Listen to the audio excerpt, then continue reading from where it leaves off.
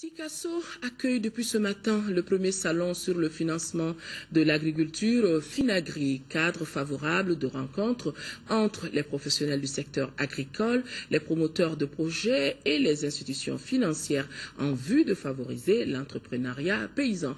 Le ministre délégué en charge de la promotion des investissements et de l'initiative privée, Moustapha Benbarka, a fait le voyage de Sikasso. Sikasso, nous retrouvons le compte-rendu de Idrissa Ngulu Sissoko. Pour une première, l'on pourra dire que les organisateurs ont reçu un coup de maître. Le Salon pour le financement de l'agriculture Finagri a pu regrouper les acteurs du secteur des finances et de l'agriculture.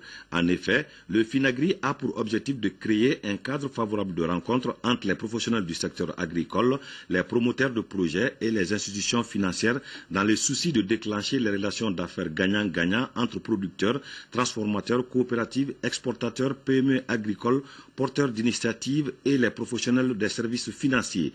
À l'ouverture, le maire de la commune urbaine de Sikasso, le coordinateur national d'Agri-Hop et le président de l'APECAM se sont tous réjouis de la tenue de ce salon. L'économie de la région de Sikasso est à vocation agro-silo-pastorale.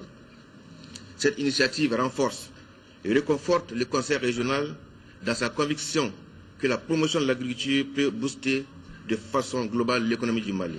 Le développement de l'agriculture est au cœur des ambitions que nourrit pour le Mali le président de la République. Le développement agricole, la production agricole, mais également la transformation agricole sont les vecteurs dans lesquels le gouvernement du Mali est sous l'impulsion du président de la République, la vision du président de la République, Ibrahim Boubacar Keïta, de lancer l'agriculture au Mali. Ce salon du financement qui est une première au Mali devra être pérennisé pour les années à venir, pour répondre à des problématiques qui sont importantes au Mali, pour répondre à des problématiques liées aux agriculteurs eux-mêmes. La problématique de la garantie, par exemple, dont le président de l'APECAM a fait part tout à l'heure, qui sont des problématiques sur lesquelles on dit souvent que c'est les agriculteurs qui doivent avoir des projets structurés, qui doivent amener des projets bancables, on dirait. Mais c'est aussi aux institutions financières de mieux comprendre le secteur de l'agriculture, de mieux comprendre les problématiques des agriculteurs pour pouvoir les financer.